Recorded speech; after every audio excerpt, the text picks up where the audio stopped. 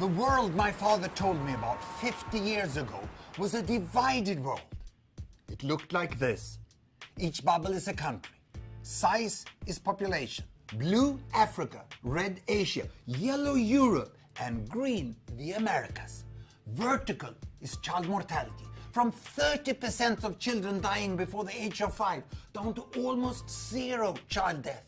Horizontal, number of babies born per woman. From 8 to less than 2. But most countries were up here. Women had 6 to 7 children. Child deaths were frequent. Almost every family lost 1 or more children. In many people's mind, the world still looks like this, developing and developed. But it's a myth, because the world has improved immensely in the last 50 years. Here we go. Year by year, child mortality fell in almost all countries, and as child mortality fell, women chose to have fewer and fewer babies, and that enabled them to invest more time and resources in each child. By 1990, some of the so-called developing countries had already made it down here.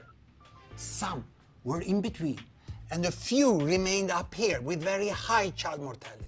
Ethiopia had hardly moved at all. It had passed through decades of famines and political turmoil. Many people think that Ethiopia is still stuck up here, but look what happens after 1990. With improved access to health service in rural areas and well-spent aid, child mortality falls dramatically in Ethiopia. And with better access to family planning, women choose to have fewer and fewer babies. Ethiopia has come halfway and is moving quickly down to this corner. But Ethiopia still faces many challenges. I will split the Ethiopian bubble. The capital, Addis Ababa, is already down here. But the remote Somali region of Ethiopia still have high child mortality.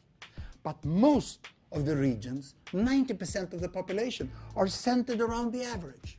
Most people think that the problems in Africa are unsolvable.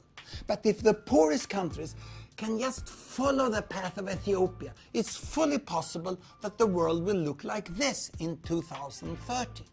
Then there will be no countries left in the box we once called the developing world. But to ensure that that happens, we must measure the progress of countries. It's only by measuring we can cross the river of myths.